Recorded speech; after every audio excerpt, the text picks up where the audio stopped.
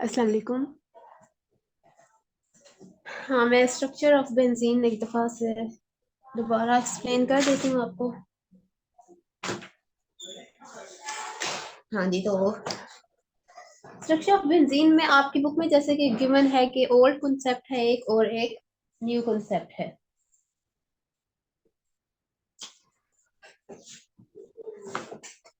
तो old concept में देखेंगे, इसमें ओल्ड कॉन्सेप्ट के में ये है कि उसमें कोई जो है ना ऑर्बिटल्स या हाइब्रिडाइजेशन या इससे रिलेटेड कोई बात नहीं की गई। उसमें जस्ट यही है कि जो 12 एटम्स हैं, बेंजीन के 12 एटम्स हैं, जिनके C6 है और H6 है ना, तो टोटल 12 एटम्स हैं। तो they are lie in the same plane, के मतलब एक ही प्लेन है, कोई ऊपर मतलब ये नहीं है कि इसी प्लेन में है एक में, यानी कि कार्बन कोई ये नहीं है कि कोई ऊपर यहाँ पे ऊपर अपवर्ड है या बैकवर्ड है या इस तरह से नहीं है। They are lie in the same plane. And जब सेम प्लेन में है तो इस तरह से बेंजीन का जो है वो प्लेनर स्ट्रक्चर है, मतलब एक प्लेन की फॉर्म में। साइक्लिक है क्योंकि साइक्लिक एक रिंग फॉर्म में है। एंड कॉन्जुगेटेड स्ट्रक्चर क्या है कि alternate double and single bond present है। ठीक है, इस तरह से। बस ये है जी ओल्ड कॉन्सेप्ट, जिसमें जो है ये प्लेनरिटी और साइक्लिक नेचर और कॉन्जुगेटेड स्ट्रक्चर के बारे में कहा, मतलब उसमें बताया गया है। और अगर हम जो है वो जो बेंजीन का स्ट्रक्चर, सबसे पहले जो है वो किक्यूल ने बहुत ज्यादा इसके बारे में बहस होती रही थी, कोई समझ नहीं आ रहा था कि किस किस्म का स्ट्रक्चर है बेंजीन का। तो किक्यूल ने जो है वो फर्स्ट टाइम ये स्ट्रक्चर दिया था साइक्लिक, और जो कई लिहाज से जो है वो प्रूव भी हुआ था कि वाकई ही बेंजीन का जो बिहेवियर था उसके अकॉर्डिंग जो है ये स्ट्रक्चर जो है वो सबसे बेस्ट था। ठीक है, उनमें तो इससे पहले जितने भी प्रपोज किए गए, ठीक है, इसके जो स्ट्रक्चर थे वो जो है वो इसका जो बिहेवियर था बेंजीन का, जो है जिस किस्म का ये रिएक्शन देता था उसके अकॉर्डिंग नहीं था। लेकिन ये जो है ये बेस्ट था। तो अगर हम इसका जो देखें तो इसमें जो अरेंजमेंट हो सकती है, जो जिस तरह का इसका स्ट्रक्चर प्लेनर है, तो यही जो है इसका एक और जो है वो आइसोमेरिक, आइसोमेरिक कह लें, या एक और पॉसिबिलिटी है कि पाई बॉन्ड जो है वो शिफ्ट हो सकते हैं, यानी कि एक स्ट्रक्चर जो है वो इस तरह का भी बन सकता है, जिसको कहते हैं रेजोनेंस। यानी एक दफा इस तरह से भी पाई ऑर्बिटल जो है वो यहाँ पे जो पाई बॉन्ड है वो इस तरह से भी शिफ्ट हो सकता है। तो इस तरह ये इसकी जो है ना दो स्ट्रक्चर, इन दोनों को कहते हैं कि क्यूल स्ट्रक्चर। ठीक है, अब की क्यू स्ट्रक्चर में देखें कि हमने कहा है कि इसकी बॉन्डिंग को जो है वो हम दो तरह से रिप्रेजेंट कर सकते हैं। इस तरह से भी बॉन्ड बन सकता है, इस तरह से बॉन्ड बन सकता है, यानी कि ये वाला बॉन्ड जो है इधर शिफ्ट हो गया, ये वाला इधर शिफ्ट हो गया, ये वाला इधर शिफ्ट हो गया। तो अगर हम इनको एक ही स्ट्रक्चर में ड्रा करें तो यूं, यूं और यूं, मतलब इसका एक सर्कल सा बन जाता है ना। तो इसलिए फिर हम दोनों को बार बार जब रिएक्शन लिखे हैं तो दोनों स्ट्रक्चर को तो ड्रा नहीं कर सकते ये दिखाने के लिए कि ये दोनों तरह से पॉसिबिलिटी है।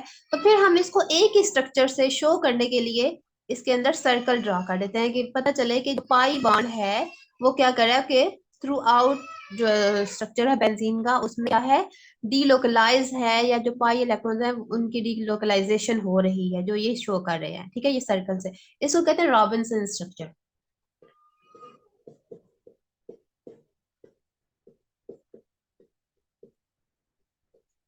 ठीक है, अब जो है ये वैलिड रेजोनेंस कंट्रीब्यूटर्स हैं और रेजोनेंस स्ट्रक्चर। तो अब ये भी है, जो जब इसकी एक्सरे एनालिसिस किया गया तो उसमें जो है ये भी देखा गया कि कार्बन कार्बन बॉन्ड लेंथ जो है वो, जो ये कार्बन है, ये कार्बन है, बेंजीन के अंदर जो कार्बन कार्बन बॉन्ड लेंथ है वो थी 1.440, आई थिंक 40 एंगस्ट्रॉम।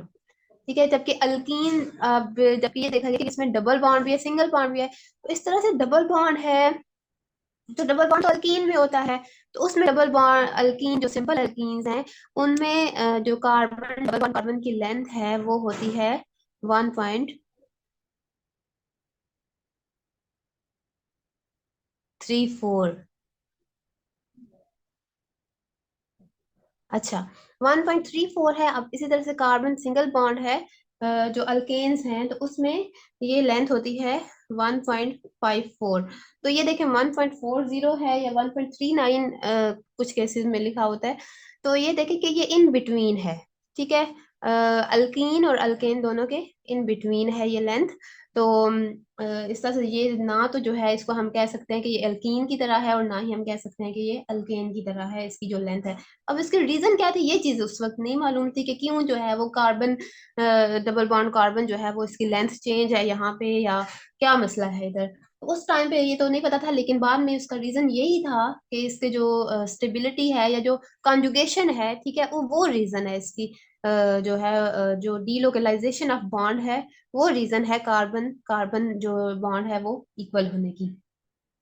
तो फिर जो है कि क्यू स्ट्रक्चर जो है, अब उसी के बारे में यहाँ पे कि क्यू स्ट्रक्चर की ही बताया हुआ है कि in benzene all the carbon का bond length are known to be of equal length, so there are no carbon double bond carbon and carbon single bond carbon. यानी कि कार्बन डबल बॉन्ड कार्बन या carbon single bond carbon जो है वो वाली length इसमें नहीं है, ये वाली।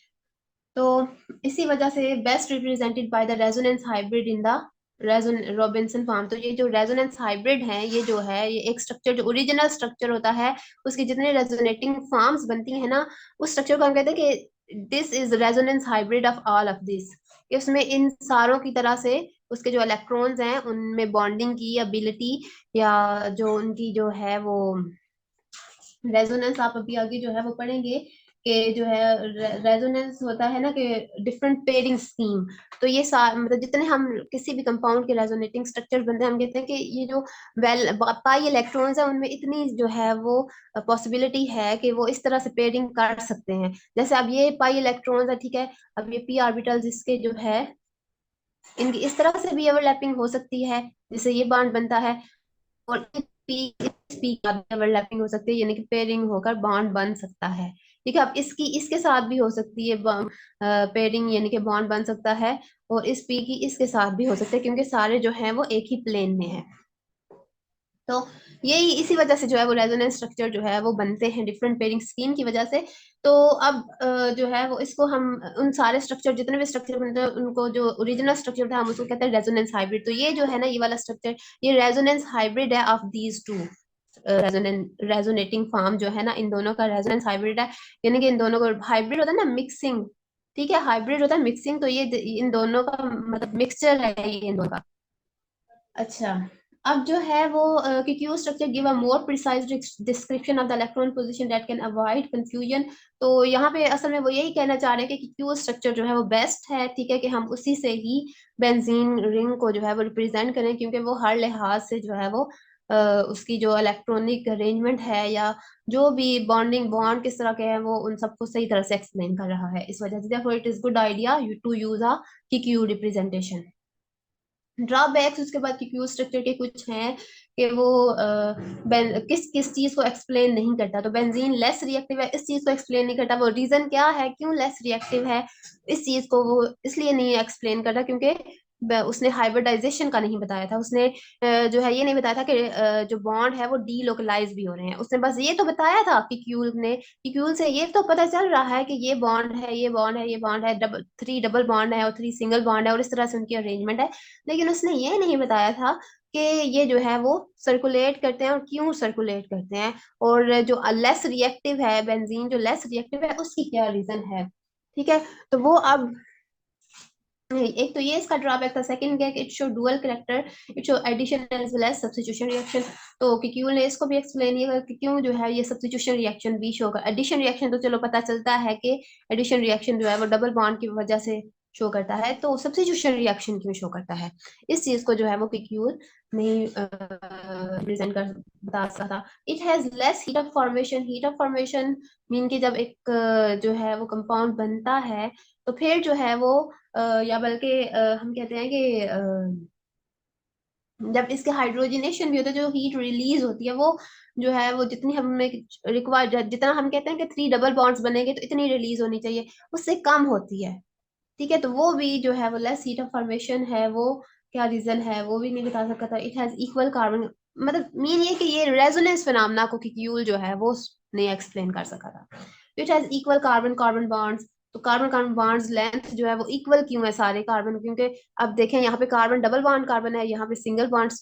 तो इस तरह से फिर कार्बन कार्बन की बॉन्ड लेंथ तो सेम डिफरेंट होनी चाहिए, लेकिन यहाँ पे क्या है यहाँ पे इसकी भी इन कार्बन कार्बन जो डबल बॉन्ड है जहाँ पे इसकी भी लेंथ सेम है और इसकी भी सेम है। यहाँ पे कोई डिस्टिंग्विश नहीं है कि यहाँ पे इसकी लेंथ डिफरेंट हो और इसकी लेंथ डिफरेंट हो। वैसे हम पढ़ते हैं ना कि अल्कीन्स में जो है वो डबल बॉन्ड की लेंथ जो है वो लेस होती है और सिंगल बॉन्ड की लेंथ जो है वो अल्केन में कार्बन कार्बन की ज्यादा होती है, लेकिन बेंजीन के केस में सारे जो बॉन्ड्स हैं उनकी लेंथ इक्वल है। तो ये भी जो है वो कि क्यू स्ट्रक्चर से हमें नहीं पता चल सका था। बाकी जो स्पेक्ट्रोस्कोपिक स्टडी उसने ये कहा था कि इक्वल लेंथ है, लेकिन ये नहीं बताया था कि क्यों है। Spectroscopic studies and X-rays analysis have shown that benzene is a regular flat planar hexagon. All six hydrogen atoms are coplanar with six carbon atoms के ये जो हाइड्रोजन है मतलब सारे एक सेम प्लेन में है, कोप्लेनर है। The bond angles are hexagon. और ये चीज तो उसने भी बताई थी कि जब इस तरह का स्ट्रक्चर बनाया था तो इससे पता चल रहा है कि ये जो एंगल है ये 120 का है और इसके यहाँ पे जो हाइड्रोजन होगा उसका भी एंगल जो है वो ये 120 का ही होगा। तो ये एंगल जो है 120 का ये बताया था कि क्यू। और ये जब इसका एक्सरे एनालिसिस किया गया था तब भी ये ट्रू हुआ था, मतलब प्रूव हो गया था कि जो कि क्यू का स्ट्रक्चर है वो ठीक है। अच्छा, अब उसके बाद जो है मॉडर्न कंसेप्ट क्या है। मॉडर्न कंसेप्ट में जो है वो जो मॉलिक्यूलर ऑर्बिटल है या फिर उसमें कार्बन की जो हाइब्रिडाइजेशन है उसके बारे में बात हुई है। तो उसमें जो है वो हम अभी देखते हैं। सबसे पहले तो देखें कि कार्बन की हाइब्रिडाइजेशन किस हाइब्रिडाइजेशन स्टेट में है। तो हम देखते हैं, ये देखें कार्बन इधर बेंजीन में अगर हम एक लेते हैं तो ये देखें अब इसके साथ भी हाइड्रोजन है, इसके साथ भी।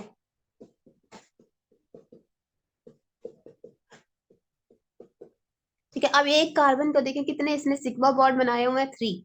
तो जब भी कार्बन जो है वो 3 सिग्मा बॉन्ड बनाएगा तो उसमें हाइब्रिडाइजेशन स्टेट होगी sp2। और जब 4 सिग्मा बॉन्ड्स बने होंगे तो फिर sp3 होगी। और अगर जो है वो 2 सिग्मा बॉन्ड्स बने होंगे तो इसकी हाइब्रिडाइजेशन sp होगी, जैसे कि अल्केन अल्काइंस के केस में है। तो अब इसमें जो है वो 3 सिग्मा बॉन्ड्स है तो इसमें हाइब्रिडाइजेशन स्टेट कार्बन की क्या है, sp2 है। तो sp2 हाइब्रिडाइजेशन जब होता है तो उसकी क्या ज्योमेट्री होती है, ट्राइएंगुलर होती है, इस तरह से होती है। ठीक है, इस तरह से अरेंजमेंट होती है ना उसकी, यूं। ये sp2, ये sp2 है और ये sp2 है। ठीक है, और इसमें जो इसके परपेंडिकुलर इन हाइब्रिड ऑर्बिटल्स के परपेंडिकुलर जो है वो अनहाइब्रिडाइज्ड p ऑर्बिटल इस तरह से प्रेजेंट होता है। तो हम उसी चीज को यहाँ पे सारे के सारे कार्बन जो है वो सेम है और उनकी हाइब्रिडाइजेशन स्टेट जो है वो sp2 है। अब हम उन हाइब्रिडाइजेशन स्टेट को लेकर बेंजीन का स्ट्रक्चर ड्रा करेंगे।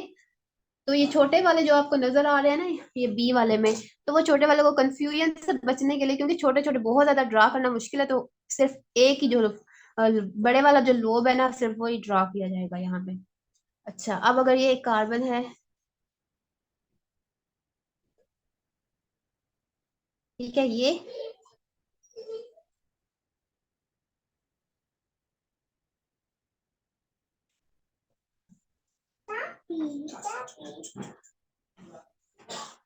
ठीक है, ये दूसरा कार्बन इस तरह से होगा। अब इसका भी sp2 है, ये इस sp2 के साथ ओवरलैप करेगा और सिग्मा बॉन्ड बनाएगा इस कार्बन को। और इसका जो दूसरा sp2 ऑर्बिटल है ये इस वाले कार्बन का जो sp2 है उसके साथ ओवरलैपिंग करके बॉन्ड बनाएगा। और ये यहाँ पे जो कार्बन मौजूद है, ठीक है, ये देखें,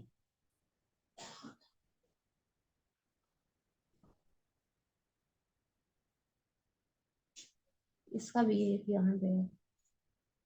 अच्छा, अब ये एक कार्बन रह गया है, इस कार्बन का ये sp2, ठीक है, और एक ये sp2 है और एक ये sp2 है। इस तरह से देखें, ये कार्बन था, ठीक है, उसका ये एक sp2 इसने जो इसका sp2 हाइब्रिड ऑर्बिटल है दूसरे कार्बन का जो sp2 हाइब्रिड ऑर्बिटल था उसके साथ हेड टू हेड ओवरलैपिंग से ये सिग्मा बॉन्ड बनाया है, ये जिसको मैं डार्क कलर से कर रही हूँ। ठीक है, और दूसरा इसका जो sp2 हाइब्रिड ऑर्बिटल है, 3 3 है ना, sp2 है हाइब्रिडाइजेशन तो 3 ऑर्बिटल होंगे sp2 हाइब्रिडाइज्ड। तो ये देखें sp2 दूसरा जो है उसने सेकंड वाला जो कार्बन है उसके sp2 हाइब्रिड से ओवरलैप करके ये सिग्मा बॉन्ड बनाया है। अब उसका ये तीसरे वाला sp2 रह गया है, तो ये किसके साथ, हाइड्रोजन का जो 1s ऑर्बिटल है उसके साथ ओवरलैपिंग से ये सिग्मा बॉन्ड बनाएगा। ठीक है। ये ये देखिए, ये एक कार्बन की बात है तो सारे कार्बन का यही कार्बन ने भी अपना एक इसके साथ शेयर किया हुआ है, एक इसके साथ मतलब बॉन्ड बनाया हुआ है, और तीसरा जो है वो हाइड्रोजन के साथ। तो ये अभी मैं सिग्मा की बात कर रही हूँ। ये अभी जो सारा स्ट्रक्चर बनेगा इसको कहते हैं सिग्मा फ्रेमवर्क, क्योंकि इसमें सिर्फ और सिर्फ सिग्मा बॉन्ड की बात हुई है। ठीक है, ये हाइड्रोजन।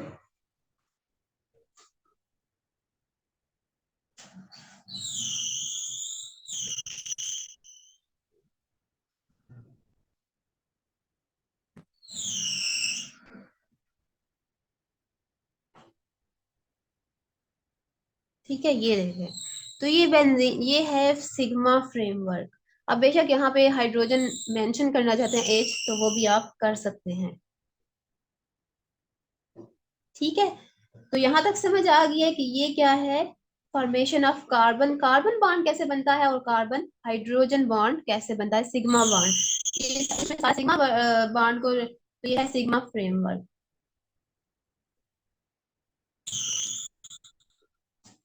अब आपकी जैसे कि बुक में ही ये सारा जो लिखा हुआ है ये इसी चीज को लिखा हुआ है कि कार्बन sp2 हाइब्रिडाइज्ड है।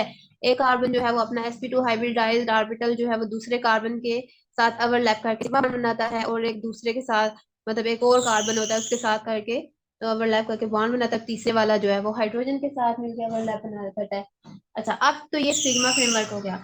अब बात करते हैं हम जो अब इनका अनहाइब्रिडाइज्ड ऑर्बिटल पीबी, क्योंकि 3p एटॉमिक ऑर्बिटल्स होता है P X P Y and, तो दो चले जो है वो हाइब्रिड यूज हो गए, तो एक अनहाइब्रिडाइज्ड रह गया। उस अनहाइब्रिडाइज्ड, वो अनहाइब्रिडाइज्ड की उसकी पोजीशन क्या होगी, जो सिग्मा बॉन्ड है उनके परपेंडिकुलर। ठीक है, सिग्मा बॉन्ड है उनके परपेंडिकुलर उसकी पोजीशन होगी। तो अगर हम जो है यहीं पे बनाने की बजाय इस तरह से हम कर सकते हैं कि जो सिग्मा बॉन्ड्स है उनको हम लाइन से शो करवा दें, उनके जो है वो हम लोब्स जो है वो ना ड्रा करें। ठीक है, हम उसको सिर्फ जो है वो बॉन्डिंग से शो करवा देते हैं, लाइन से। ठीक है, ये हो गया। अब हमने बताना है, अब ये वाला जो कार्बन था इसका भी एक अनहाइब्रिडाइज्ड पी ऑर्बिटल है, इसका भी अनहाइब्रिडाइज्ड पी ऑर्बिटल है, इस कार्बन का भी अनहाइब्रिडाइज्ड पी ऑर्बिटल है, इसका भी है, ये इसका भी है, और ये ये अनहाइब्रिडाइज्ड पी ऑर्बिटल है, ये सिग्मा बॉन्ड बने हुए हैं। साथ में अगर आपने हाइड्रोजन को अलग से शो करवाना है तो वो ये इस तरह से करवा,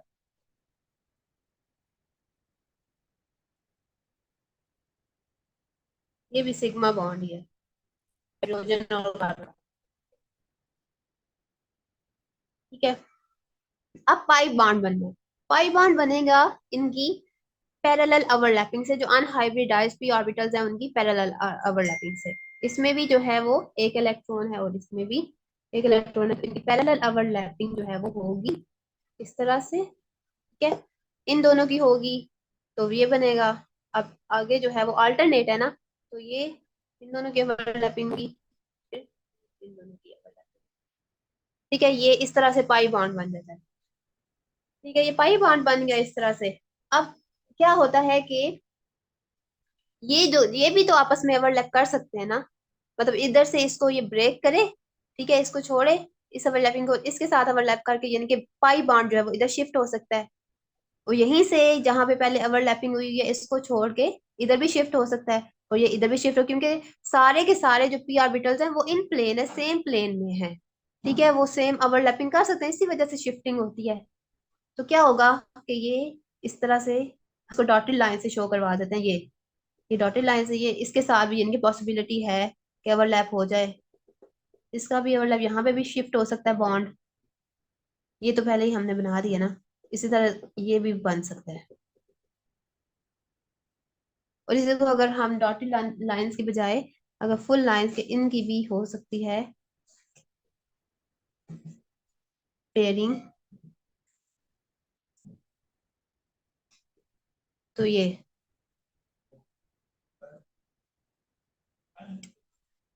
देखें। ठीक है, सारा ठीक है, समझ आई आपको।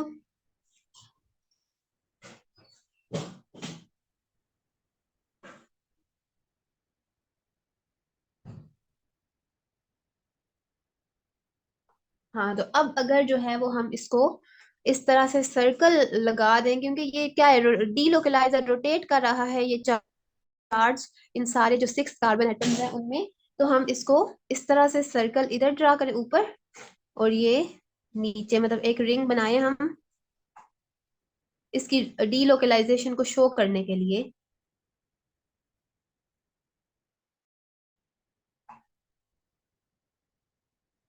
फिर उसके लिए थोड़ा सा आपको,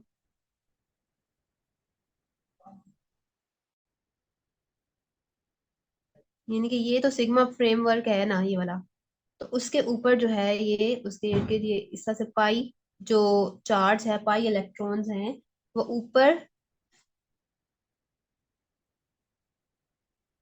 और नीचे, बिल्कुल इस तरह से कि जैसे सैंडविच होता है ना, कि ब्रेड के पीसेस, ये जो आपको ये नजर आ रहा है ना ये सर्कल, ये ब्रेड आप समझ लें कि ये ब्रेड के पीसेस हैं, और दरमियान में आप जो भी कबाब या कुछ भी जो भी रखना चाहते हैं ना वो है। ठीक है,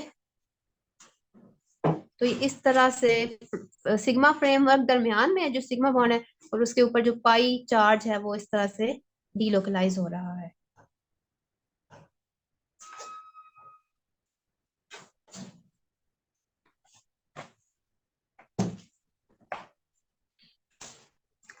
जैसे कि आप ये देखेंगे, इट रिजल्ट इन एक्सटेंसिव, और इसी वजह से ये delocalization of pi bonding which spread over all the carbon nuclei of the benzene, यही जो है वो बहुत लार्ज सरफेस एरिया पे ये स्प्रेड हुआ है, डीलोकलाइज हुआ है। जैसे हमने अल्काइन में बात की थी, तो वो भी क्या है, अनस्टेबल है, ज्यादा नहीं स्टेबल है और लेस रिएक्टिव है, तो ये भी जो है वो क्या है, इस वजह से स्टेबल है। अब ये देखें कि अगर एक जगह पे चार्ज प्रेजेंट होगा, किसी भी जो इलेक्ट्रोफाइल होगा, वो उसके साथ आसानी से अटैक कर सकता है उस पे, और उनके साथ जो है वो बॉन्ड बना लेता है। लेकिन जब वो इधर है, कभी इधर है, कभी इधर है, कभी इधर है, वो जो इलेक्ट्रॉन डेंसिटी है वो सर्कुलेट रही है, फिर जो है वो किसी भी इलेक्ट्रोफाइल के लिए इजी नहीं होगा इन पे अटैक करना, और ना ही इसके लिए इजी होगा एज अ न्यूक्लियोफाइल किसी भी दूसरे जो स्पीशी होगी उस पर अटैक करना। तो यही रीजन है इसकी स्टेबिलिटी की। ठीक है, और इनकी जो डीलोकलाइजेशन है या डिफरेंट पेयरिंग स्कीम है, उस वजह से इसके रेजोनेंस स्ट्रक्चर्स बनते हैं। रेजोनेंस है ही जो है, इस चीज को हम कहते हैं कि the possibility of different pairing schemes of the valence electron mean bonding electron, जो बॉन्ड बॉन्ड बनाने में जो इन्वॉल्व होते हैं वो इलेक्ट्रॉन जो है उनकी जो डिफरेंट पेयरिंग स्कीम होती है। तो यहाँ पे देखें ये डिफरेंट पेयरिंग स्कीम है, पहले वो इसके साथ पेयर अप करके बॉन्ड बना दे, सेम टाइप का बॉन्ड जो है वो इसको छोड़ के इसके साथ करता है, तो वैसा ही पाई बॉन्ड इसके साथ भी बना सकता है। ठीक है, और ये इनकी डिफरेंट पेयरिंग स्कीम है, जो पाई इलेक्ट्रॉन्स है उनकी with in the molecule is called resonance, और इसी यही फिनोमेना जो है वो रेजोनेंस कहलाता है। तो according to the molecular orbital picture, अब इसी डीलोकलाइजेशन की वजह से आपकी बुक में यही लिखा हुआ है, देखें, the entire ring produces sandwich like structure of benzene and decreases the energy of the molecule, consequently the molecule become more stable and less reactive. So according to the molecular orbital picture, e carbon carbon bond in the benzene consist of one full sigma bond and half pi bond. Half pi bond इस वजह से half pi bond होता है क्योंकि ये किसी एक के साथ जो है वो किसी एक तक डी लोकलाइज्ड नहीं होता। ये देखिए कि ये अब शेयर हो रहा है, इधर भी है और इधर भी इसका जो है वो ओवरलैपिंग हो रही है, मोर देन 2 न्यूक्लियाई में है, तो इस वजह से इसको कंसिडर किया जाता है कि half half pi bond and one complete sigma bond. अब हाफ तो आप नहीं कह सकते, हाफ बॉन्ड कैसे बनता, हाफ बॉन्ड बनता नहीं है, लेकिन उसकी जो रेशो है ना, उसके सर्कुलेशन के, उसके डी लोकलाइजेशन की वजह से, कभी इसके साथ कभी इसके साथ कभी इस वजह से उसको ये कंसिडर किया गया कि one sigma bond and half pi bond, और इस वजह से वन सिग्मा बॉन्ड और हाफ पाई बॉन्ड की वजह से यानी कि आप यही कहेंगे अब जो अल्कीन्स है उनमें कंप्लीट 2 बॉन्ड्स होते हैं ना, सिग्मा भी होता है और पाई भी होता है, तो इसमें जो है वो हाफ है पाई बॉन्ड, इस वजह से इसकी जो कार्बन कार्बन बॉन्ड लेंथ है वो उन अल्कीन से डिफरेंट है, और इसमें जो है वो उससे ज्यादा है, अल्कीन से ज्यादा है और अल्केन से कम है। तो यही रीजन है इसकी डीलोकलाइजेशन।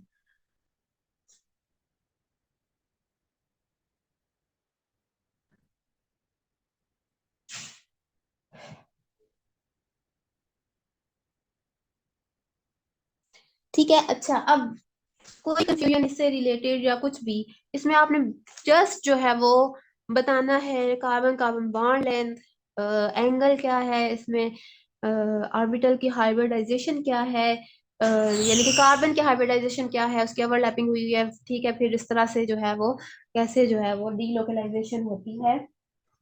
सही है। तो ये इसका मॉडर्न कॉन्सेप्ट है जो कि डीलोकलाइजेशन को रिप्रेजेंट कर रहा है, जो ये बता रहा है, जो कि किक्यूल नहीं बता सका था, कि ये जो है वो सब्स्टिट्यूशन रिएक्शन भी शो करता है। तो सब्स्टिट्यूशन रिएक्शन क्यों शो करता है? क्योंकि इसकी रीजन ये है कि इस अगर ये एडिशन रिएक्शन शो करेगा तो क्या होगा कि यहाँ पे डबल बॉन्ड खत्म हो जाएंगे, मतलब डबल बॉन्ड जो है वो सैचुरेटेड सिंगल बॉन्ड में कन्वर्ट हो जाएगा एडिशन रिएक्शन जब। तो इसकी जो ये जो स्टेबिलिटी है वो खत्म हो जाएगी। वो सिस्टम जो है एरोमेटिसिटी, एरोमेटिसिटी जो है इसकी, जो इसकी स्टेबलाइजेशन है वो खत्म हो जाएगी। तो अब देखें, जैसे अब फास्फोरस था, हमने उसका देखा था कि उसकी आयोनाइजेशन एनर्जी जो है वो हाई होती है। तो वो क्यों होती है? क्योंकि उसका जो इलेक्ट्रॉनिक कन्फिग्रेशन है वो पार्शली फिल्ड है, तो पार्शली फिल्ड में वो ऑलरेडी स्टेबल है, तो वो लूज उसके लिए इलेक्ट्रॉन जो है वो नहीं छोड़ता, क्योंकि वो ऑलरेडी स्टेबल स्टेट में है। तो वो ये नहीं चाहता कि जो है वो अब अनस्टेबल स्टेट में जाए, क्योंकि जब वो एक इलेक्ट्रॉन लूज करेगा तो वो उसकी स्टेट जो है वो बदल जाएगी। इसी तरह से अब इसमें जो है वो जब वो डबल बॉन्ड, जब वो एडिशन रिएक्शन देगा बेंजीन, तो क्या होगा? उसकी एरोमेटिसिटी जो है वो डिस्ट्रॉय हो जाएगी, खत्म हो जाएगी। तो एरोमेटिक इस स्टेट में तो वो बहुत ज्यादा स्टेबल है डीलोकलाइजेशन की वजह से। तो इस स्टेबिलिटी की वजह से ही वो एडिशन रिएक्शन जो है उस पे जो है वो सब्स्टिट्यूशन रिएक्शन को ज्यादा फेवर करता है, जिसमें एक हाइड्रोजन रिप्लेस होकर कोई दूसरा आ जाता है, और उसकी एरोमेटिसिटी है या ये जो सिस्टम है वो मतलब अनटच रहता है, उसमें कोई इफेक्ट नहीं आता। ठीक है। तो ये रीजन है उसका सब्स्टिट्यूशन रिएक्शन ज्यादा रेडीली। तो वैसे एडिशन रिएक्शन होते हैं क्योंकि डबल बॉन्ड प्रेजेंट है, लेकिन यह है कि उसके लिए अल्कीन और अल्काइन की निस्बत जो है थोड़ी मुश्किल से होते हैं, और उसके लिए बहुत थोड़ी ड्रास्टिक कंडीशंस जो हैं वो रिक्वायर्ड होती हैं। अच्छा, अब जो है वो हम रेजोनेंस डेफिनेशन करना है, फिर थोड़ा सा टाइम इसमें रह गया है, 5 मिनट्स रह गया, फिर हम दोबारा से ज्वाइन लेंगे। लेकिन चलें रेजोनेंस का इधर से ही हम देखते हैं कि रेजोनेंस क्या होती है। रेजोनेंस के अगर हम फाइन करें तो ये है the possibility of different pairing schemes of the valence electrons of an atom with in the molecule. तो ये देखें यहाँ पर विद इन द मॉलिक्यूल, ये जो वैलेंस है या वैलेंस इलेक्ट्रॉन, सिग्मा बॉन्ड तो जो आपको पता है कि जो वो रेजोनेंस शो करता है वो नो बॉन्ड रेजोनेंस शो करता है सिग्मा बॉन्ड की वजह से। तो ये जो रेजोनेंस है ये पाई बॉन्ड्स की वजह, पाई इलेक्ट्रॉन्स की वजह से होती है। और जो यहाँ पे अगर हम पाई इलेक्ट्रॉन्स का जिक्र किए बगैर अगर हम इसकी डेफिनेशन करें तो वो यही है कि possibility of different pairing scheme होती है, इसलिए फिर डिफरेंट उनकी अरेंजमेंट जो है वो बॉन्ड जो है वो डिफर करता है, शिफ्ट होता है एक जगह से दूसरी जगह पे, तो इसलिए उसके डिफरेंट स्ट्रक्चर्स बनते हैं। जैसे अब इसके हैं कि बेंजीन जो है वो पहले मतलब डबल बॉन्ड जो है वो यहाँ पे था, इस कार्बन और इस कार्बन के ओवरलैपिंग से, इस कार्बन इस कार्बन के ओवरलैपिंग से। अब यही डबल बॉन्ड जो है वो यहाँ पे शिफ्ट होगा, ये वाला इधर शिफ्ट होगा और ये वाला यहाँ पे शिफ्ट हो जाएगा। तो ये देखें, अब ये अरेंजमेंट थोड़ी सी डिफरेंट हो गई है बॉन्ड्स की। तो ये क्यों हुई है? Due to different pairing scheme, possibility of different pairing scheme of the valence electron of an atom with in the molecule. तो मॉलिक्यूल के अंदर ही ये जो डिफरेंट पेयरिंग हुई है उसकी वजह से, जिस कारण से ये एक स्ट्रक्चर बना है, एक स्ट्रक्चर ये है। तो जो डिफरेंट स्ट्रक्चर्स बनते हैं उनको कहते हैं कैनोनिकल स्ट्रक्चर्स या फिर रेजोनेंस स्ट्रक्चर्स। ठीक है। ये रेजोनेंस स्ट्रक्चर जितने ज्यादा बनेंगे किसी भी कंपाउंड के, वो उतना ही ज्यादा स्टेबल होगा। बिल्कुल उसी तरह से जैसे कॉन्जुगेटेड स्ट्रक्चर्स की बात की थी ना, कि जो हाइपर कॉन्जुगेटेड स्ट्रक्चर जितने ज्यादा बनते हैं उतना ही वो स्टेबल होता है। वो तो डिपेंड कर रहा था अल्फा हाइड्रोजन पर। तो यहाँ पे जो है ये क्या करे, डिफरेंट पेयरिंग स्कीम, जितनी पॉसिबिलिटी है वो पेयरिंग कर सकता है इसके जो वैलेंस इलेक्ट्रॉन है, उतनी ही ज्यादा इसकी रेजोनेंट स्ट्रक्चर बनेगी। हम जब ड्रा करके देखते हैं कि कोई कंपाउंड जो है वो कितनी उसकी रेजोनेटिंग स्ट्रक्चर बन सकते हैं, तो इसकी जो मेजर हैं वो दो ही हैं। अच्छा, द प्रोसेस इन विच आपकी यहाँ पे लिखा हुआ है एक line, the process in which one can take a weighted average of all the possible structures which can be written for a compound is called resonance. तो देखें, अब एक कंपाउंड है उसकी डिफरेंट स्ट्रक्चर्स बनती हैं। वेटेड एवरेज यहाँ पे क्या मतलब है? वेटेड एवरेज होता है कि जब आपके पास एक डाटा सेट नंबर्स होते हैं, उनमें आप जो है डिफरेंट नंबर्स की जो है वो एक खास इंपॉर्टेंस है, ठीक है, डिफरेंट डिग्री ऑफ इम्पोर्टेंस है उनकी। तो उसको हम जो है वो कहते हैं कि वेटेड एवरेज। आप कहते हैं कि आप फॉर एग्जाम्पल ये इसके जो है बेंजीन जो है ना उसकी, बेंजीन है ठीक है, उसके 5 स्ट्रक्चर्स हैं, ठीक है, उनमें आपने इम्पोर्टेंट बताना है कि कौन कौन सा स्ट्रक्चर ज्यादा स्टेबल है, तो वो ज्यादा इंपॉर्टेंट होंगे। जो लेस स्टेबल स्ट्रक्चर होंगे आप उसको डिस्कार्ड कर देंगे, आप उसको कहेंगे वो इतने इंपॉर्टेंट नहीं है। तो ये होता है वेटेड एवरेज, कि सेट ऑफ स्ट्रक्चर्स है, उनमें आप बताएं कि कौन सा, कितने उस उनकी डिग्री ऑफ इम्पोर्टेंस क्या है, उनको आप वेटेज देते हैं कि ये कितना इंपॉर्टेंट है और ये कितना है। जैसे अब बेंजीन है तो बेंजीन के 5 पॉसिबल स्ट्रक्चर्स हैं, लेकिन आपने देखा कि उसके तो हमने 2 ही ड्रा किए हैं।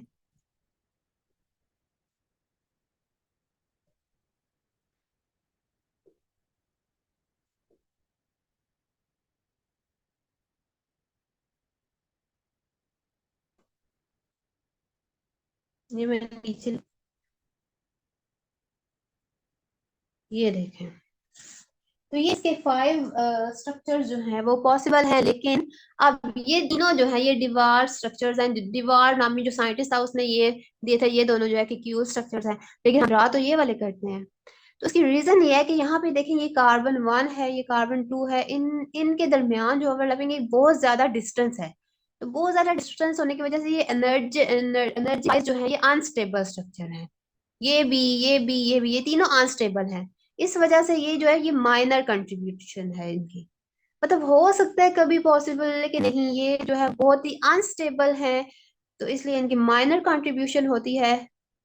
तो मेजर कंट्रीब्यूशन जो है वो ये इन दोनों स्ट्रक्चर्स की है, तो इसलिए हम इन्हीं को ही कंसिडर करते हैं जो कि मोस्ट स्टेबल है। ठीक है, अब ये मेजर कंट्रीब्यूट इसको कहते हैं कि वेटेड एवरेज, कि हमने इनको एवरेज, ये इनकी वेटेज क्या है, लेस है, माइनर है, क्योंकि ये अनस्टेबल है। और ये क्या है, ये मेजर, इनकी वेटेज जो है वो ये ज्यादा इंपॉर्टेंट है, ज्यादा स्टेबल है, तो इसलिए हम इन्हीं को करेंगे। तो अब जो है हम इसकी रेजोनेंस पढ़ रहे थे, तो रेजोनेंस के नाम ना हमें पता चलेगा कि ये क्यों जो है ये डिफरेंट स्ट्रक्चर जो बनते हैं उसी को ही हम रेजोनेंस कहते हैं, और वो क्यों बनते हैं, due to different pairing scheme जो होती है उस वजह से बनते हैं। और उसको रिप्रेजेंट करने के लिए हम ये डबल हेडेड एरो यूज करेंगे, ठीक है, जब भी हमने रेजोनेंस स्ट्रक्चर्स को शो करवाना है। तो अब जैसे बेंजीन के जो ये 5 स्ट्रक्चर्स थे, जो कि जिनमें से C, D एंड E जो है ये डिवर्स स्ट्रक्चर्स हैं, और ये क्यूल स्ट्रक्चर्स हैं, तो इनको ये जो है ये लेस कंट्रीब्यूटर है, जिनके माइनर इनकी कंट्रीब्यूशन है, और इनकी मोर कंट्रीब्यूशन। इसकी वजह ये है कि अनस्टेबिलिटी है, ये स्टेबल नहीं है, क्योंकि देखें कार्बन कार्बन बॉन्ड जो है वो बहुत 1/4 पोजिशन, ये कार्बन जो है वो एक दूसरे से बहुत दूर है, कि इनकी जो है वो ओवरलैपिंग होना थोड़ा सा जो है एनर्जेटिकली, एनर्जी वाइज जो है वो थोड़ा सा ठीक नहीं है, तो इस वजह से ये अनस्टेबल है, तो इसलिए हम इनको डिस्कार्ड कर देंगे। तो वैसे यही है कि आपने जब भी बताना है तो ये इन 5 को ही आपने बताना है, तो इनको आप माइनर कंट्रीब्यूटर्स कह सकते हैं। therefore benzene molecule can be represented by either of two. तो ये बेंजीन मॉलिक्यूल जो है वो इन 2 स्ट्रक्चर से ही रिप्रेजेंट किया जाता है। Since the structure of benzene is a resonance hybrid, therefore all, यानी कि ये रेजोनेंस हाइब्रिड है इन 2 स्ट्रक्चर्स का, तो therefore all the carbon carbon bond length are equal. तो ये भी रीजन है कि रेजोनेंस हाइब्रिड होने की वजह से ही जो कार्बन कार्बन बॉन्ड लेंथ है वो इक्वल है। सारे कार्बन बॉन्ड जो है वो चाहे डबल बॉन्डेड है या सिंगल बॉन्डेड है, वो सारे इक्वल हैं, क्योंकि थोड़ी देर के बाद अब ये इधर शिफ्ट हो जाएगा, ये इधर शिफ्ट हो जाएगा, ये इधर शिफ्ट हो जाएगा, तो इसी वजह से ये सारे के सारे बॉन्ड जो हैं वो कार्बन के वो 1.39 एंगस्ट्रॉम है, but different from those in alkanes. और अल्केन्स और अल्कीन से जो है वो भी लेंथ डिफरेंट है, एंड अल्काइन से भी, तो it is intermediate between those in alkane and alkene. तो अल्केन और अल्कीन के इन बिटवीन इनकी कार्बन कार्बन बॉन्ड लेंथ है। अच्छा, अब रेजोनेंस एनर्जी क्या होती है?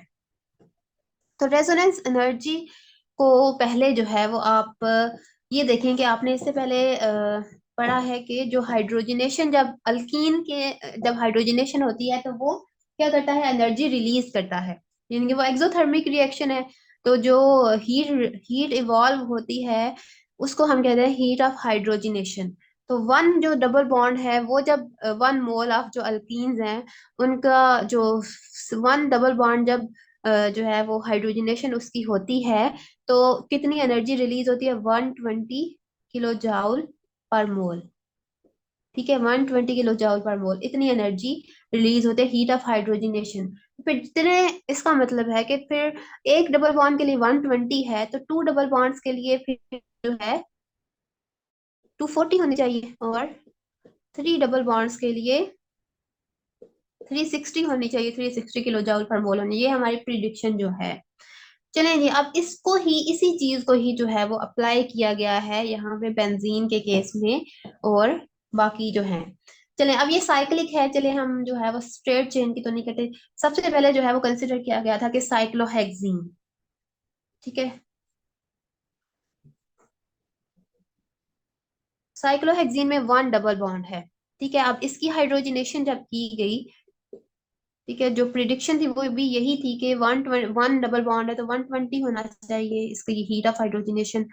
तो जो है जब ये साइक्लोहेक्सेन में कन्वर्ट हुआ तो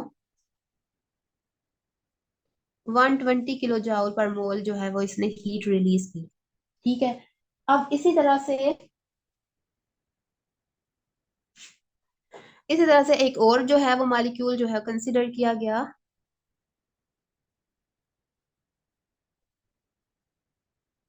जो था साइक्लोहेक्साडाईन। ठीक है, अब इनके पोजीशन जो भी होंगी 1 4 साइक्लोहेक्साडाईन। तो साइक्लोहेक्साडाईन में जो है ये पहले जो कैलकुलेटेड की थी, जो थ्योरेटिकल वैल्यू थी वो तो ये था कि 120 इसमें है। ठीक है, 120 को 2 से मल्टीप्लाई करेंगे, जिनके टू डबल बॉन्ड्स है ना, तो 240 होनी चाहिए। ठीक है, 240 होनी चाहिए। लेकिन फिर जब उसके एक्सपेरिमेंटली जो है वो चेक किया गया, तो वो कितनी हीट रिलीज हुई थी, 231 किलो पर मोल। ठीक है, इतनी हीट रिलीज हुई। फिर उसकी क्या रीजन थी, उसकी रीजन थी ये कि ये कॉन्जुगेशन में है। ठीक है, ये बॉन्ड इधर शिफ्ट हो सकता है, और ये बॉन्ड इधर शिफ्ट हो सकता है, इनकी कॉन्जुगेशन हो सकती है। ठीक है, तो ये आइसोलेटेड डबल बॉन्ड नहीं है।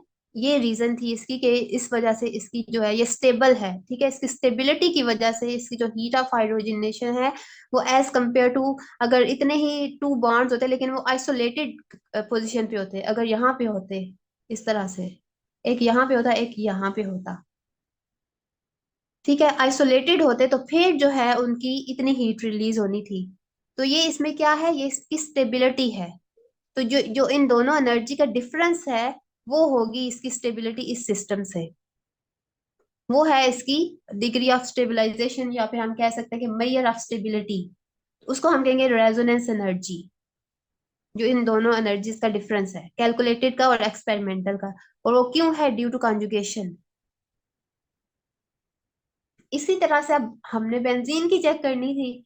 तो बेंजीन के लिए फिर, बेंजीन को के लिए एक हाइपोथेटिकल मॉलिक्यूल जो है वो कंसिडर किया गया, जैसे कि अब उसमें बेंजीन में जो है वो थ्री डबल बॉन्ड्स हैं।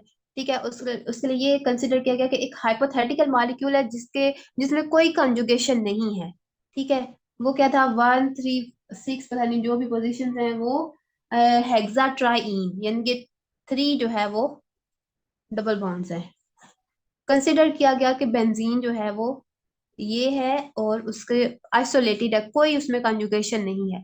तो अगर आइसोलेटेड सिस्टम है, फर्ज किया गया आइसोलेटेड सिस्टम है, तो फिर इसकी हीट ऑफ हाइड्रोजनेशन जो है उसको कितना प्रिडिक्ट किया गया, कितना होना चाहिए, 360, क्योंकि 120 को 3 से मल्टीप्लाई करें, थ्री बॉन्ड्स है ना, तो 360 होने चाहिए। तो लेकिन जब हमने उसका एक्सपेरिमेंट किया, ठीक है, तो कितनी हीट रिलीज हुई थी, 152।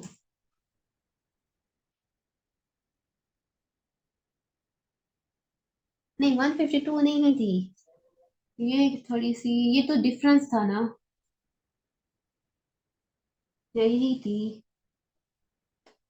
एक मिनट मुझे देखने दें बुक में से, उसी में से।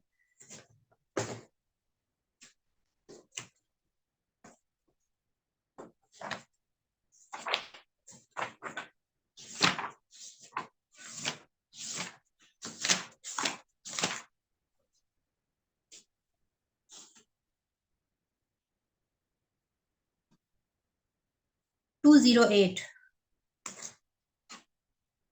कितनी हीट रिलीज हुई थी, 208 किलो जूल पर मोल, इतनी ये हीट रिलीज हुई थी। अब इन दोनों का डिफरेंस देखा जाए तो इनका डिफरेंस क्या आता है, 152। ठीक है, तो ये जो डिफरेंस देखा था, ये जो डिफरेंस इन एनर्जी है, ये क्यों है? Due to stabilisation. तो इसी को ये कहते हैं रेजोनेंस एनर्जी। ठीक है, तो क्या है? Resonance energy of a compound is a measure of extra stability of the conjugated. क्योंकि अब ये इसमें क्यों है, रीजन क्यों क्यों जो है ये इसके बेंजीन के केस में जो है ये इतना डिफरेंस क्यों आया है, इसकी लेस एनर्जी क्यों है, हीट ऑफ हाइड्रोजनेशन जो है वो लेस क्यों है? उसकी रीजन यही है कि इसकी स्टेबलाइजेशन है, इसमें इसमें जो है वो डीलोकलाइजेशन ऑफ पाई इलेक्ट्रॉन्स है। तो इसी को ही जो है वो हम कहते हैं कि resonance energy of a compound is a measure of extra stability of the conjugated system compare to the corresponding number of isolated double bond. अब यही ट्रिपल बॉन्ड जो है वो किसी भी इसी तरह के हों लेकिन आइसोलेटेड हों तो उसकी एनर्जी तो इतनी रिलीज होगी, लेकिन इसकी क्योंकि कंजुगेशन है तो कंजुगेशन की वजह से इसमें इतनी एनर्जी रिलीज हुई है, इसमें स्टेबलाइजेशन है। सिमिलर इसकी तरह जो डाईहेक्सीन है, साइक्लोहेक्साडाइन है, तो इसमें भी जो है ये डिफरेंस क्यों आया है? ये डिफरेंस जो है वो इसकी कॉन्जुगेशन की वजह से आया। अगर आइसोलेटेड फॉर्म में होते, लेकिन होते तो दो ही डबल बॉन्ड लेकिन आइसोलेटेड होते, तो फिर ये आना था रिजल्ट। तो अब ये भी अगर थ्री बॉन्ड जो है वो आइसोलेटेड होते फिर हमारे पास ये रिजल्ट आता, लेकिन अभी कॉन्जुगेशन की वजह से है तो ये रिजल्ट आया। तो ये हम इसको यहाँ पे एक दफा इधर से भी रीडिंग कर लेते हैं। ठीक है, the resonance energy is defined as the energy difference between the calculated and experimentally determined heat of hydrogenation of conjugated system, इसका resonance energy। तो एक तो ये है कि हमने एक्सपेरिमेंटल जो है वो कितनी ली थी, 360, लेकिन असल में हम नहीं, मतलब जो कैलकुलेट कितनी की थी, 360, जो कि हमारे पास प्रीवियस नॉलेज था कि वन बॉन्ड जो है वो उसे 120 रिलीज होती है, तो अब थ्री डबल बॉन्ड्स है तो इस हिसाब से 360 होनी चाहिए, ये प्रिडिक्शन थी। तो फिर हमने जब उसको एक्सपेरिमेंटली चेक किया तो उसमें ये आया, तो वो डिफरेंस आ गया ना, इन दोनों का ये डिफरेंस आया, तो ये है रेजोनेंस एनर्जी। तो रेजोनेंस एनर्जी जो है वो difference between the calculated and experimentally determine heat of hydrogenation of conjugated system. अब जो कंजुगेटेड नहीं था उसका तो सेम रिजल्ट आया है, जो कंजुगेटेड था उसमें ये डिफरेंस आया ना। तो conjugated system is called resonance energy, या ये सही डेफिनेशन है। इसको भी आप कह सकते हैं कि resonance energy of a compound is a measure of extra stability of, ये एक्स्ट्रा स्टेबिलिटी है। ठीक है, measure of extra stability of conjugated system compare to the corresponding number of isolated double bond. अगर उतने ही थ्री डबल बॉन्ड जो है वो isolated form में प्रेजेंट होंगे किसी कंपाउंड में, लेकिन वो आइसोलेटेड होंगे, तो उसके केस में जो है वो ये एनर्जी होगी, और अगर कॉन्जुगेटेड है तो ये एनर्जी होगी। ठीक है, diagram shows the experimental heat of hydrogenation. ये जो डायग्राम जो शो हुई हुई है ये इन्हीं की है जो भी मैंने आपको बताए हैं। Heat of hydrogenation of three molecules. Three molecule कौन कौन से? बेंजीन है, 1,3 साइक्लोहेक्साडाइन है एंड साइक्लोहेक्सीन। ये देखें साइक्लोहेक्सीन है, इसकी साथ में ये जो ब्लू में लिखी हुई है ना, ये 120 किलो जाउल पर मोल, ये एनर्जी जो है वो इसकी कैलकुलेट मतलब जो रिलीज हुई है वो है। और ये नीचे जो है किलो कैलोरी, नीचे जो है वो डिफरेंट यूनिट में एनर्जी लिखी हुई है, किलो कैलोरीज में लिखी हुई है 28.6। और उसके बाद साइक्लोहेक्साडाइन है, तो उसकी कितनी रिलीज हुई थी, 231। ठीक है, ये जितनी रिलीज हुई है वो है। ठीक है, जो हमने कैलकुलेट की थी वो तो ये थी ना, फिर उसका डिफरेंस जो है वो हम खुद निकाल सकते हैं। फिर जो है वो एक हाइपोथेटिकल जो मॉलिक्यूल कंसिडर किया गया था वो ये है, यानी कि खुद से फर्ज कर लिया गया था कि वो कोई बेंजीन की तरह का ही हेक्साट्राइन, साइक्लोहेक्साट्राइन है, लेकिन उसमें आइसोलेटेड हो, तो हमारी कैलकुलेशन क्या होगी? हमारी कैलकुलेशन थी कि 360 होगी। ये देखें, ये आयरो के साथ उसका ये शो किया हुआ है। ठीक है, लेकिन जो असल में बेंजीन था, ठीक है, बेंजीन की कितनी थी? बेंजीन की जो है वो अभी अभी जो हमने कैलकुलेट किया 208, तो फिर उसका डिफरेंस 152 आया, यानी कि ये देखें, ये इसका और इसका डिफरेंस उन्होंने ये लिखा हुआ है 152। ठीक है, ये खुद से फर्जी है, ये बेंजीन की है। तो ये उसकी ये इसकी हीट ऑफ एनर्जी, ये इसकी।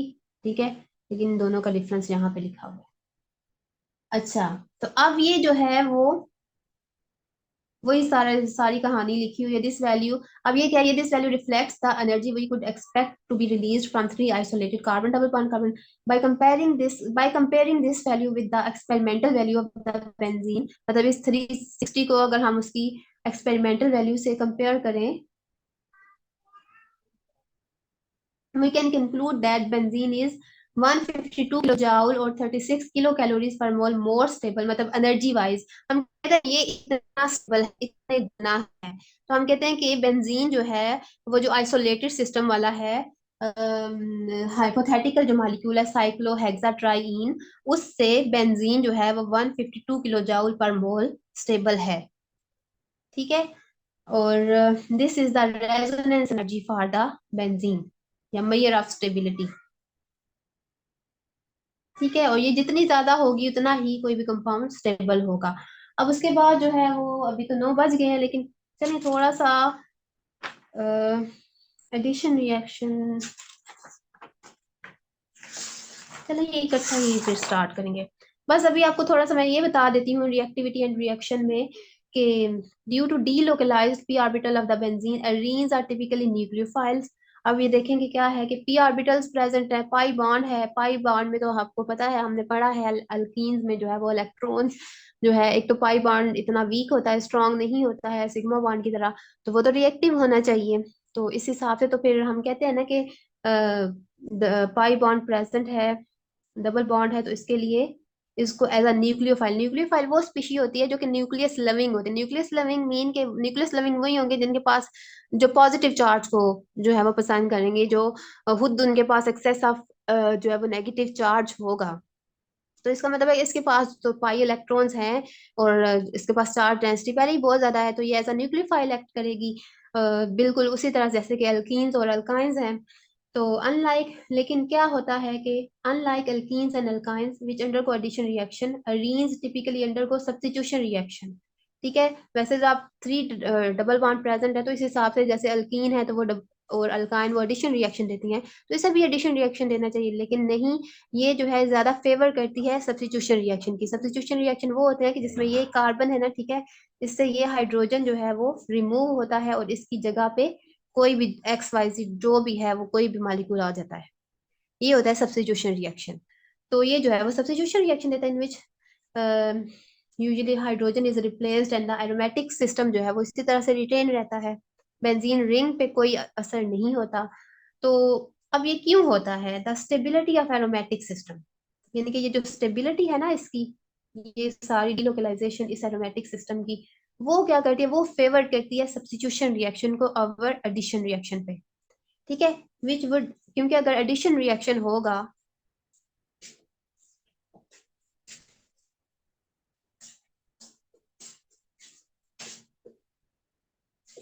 थ्री हाइड्रोजन मॉलिक्यूल अगर ऐड हो जाते हैं तो क्या सिंगल बॉन्ड आ जाएगा, साइक्लोहेक्सेन बन जाएगा। तो जब साइक्लोहेक्सेन बन जाएगा तो अब तो उस तरह की कोई स्टेबिलिटी इसमें नहीं है। तो ये जो एरोमेटिक सिस्टम की स्टेबिलिटी है वो जो है वो फेवर करती है कि ये रिंग को डिस्टर्ब ना ही किया जाए, सब्स्टिट्यूशन रिएक्शन हो जाए। ठीक है। तो अब जो है the delocalization of 6 pi electrons makes it extra stable.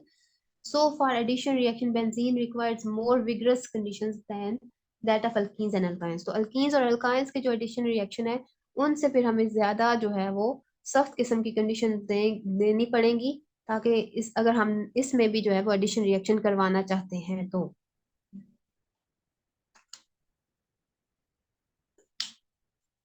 चलें इंशाल्लाह बाकी हम जो है वो रिएक्शंस कर लेंगे, चलिए मंडे को इंशाल्लाह करेंगे। सही है। अब आपका इससे रिलेटेड कोई भी क्वेश्चन है तो